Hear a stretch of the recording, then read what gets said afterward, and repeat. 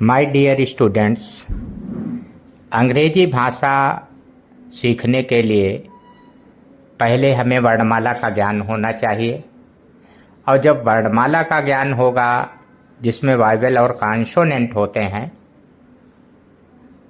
और उनका उच्चारण कैसे होगा, तभी तो हम अंग्रेजी को बोल सकते हैं। सोचो, बगैर वर्णमाला के अंग्रेजी का उच्चारण आप कैसे कर सकते हैं?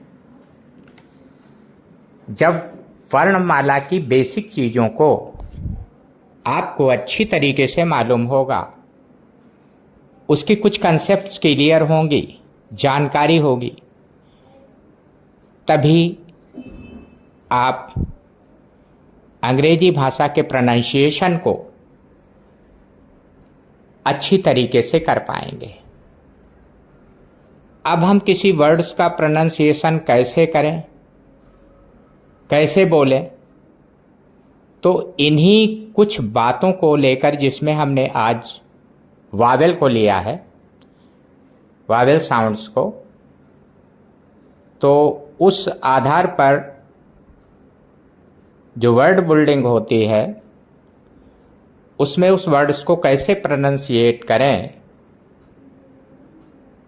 इस बात को कुछ हद तक क्लियर किया गया है। आगे और भी इस विषय में वीडियो आएंगे जिनमें कंसेप्ट्स क्लियर होती रहेंगे प्रोनाउंसिएशन से संबंधित। अभी हम वावेल्स के बेसिक को ले रहे हैं। देखो, जो वावेल साउंड्स होते हैं वो दो प्रकार के होते हैं, जिन्हें हम एक शॉर्ट्स वीडियो में भी बता चुके हैं कि long Wavell sound and shorts Wavell sounds. और वावेल तो आप जानते ही हैं कि ए, ई, आई, ओ, यू, ये आपके 5 वावेल्स हैं।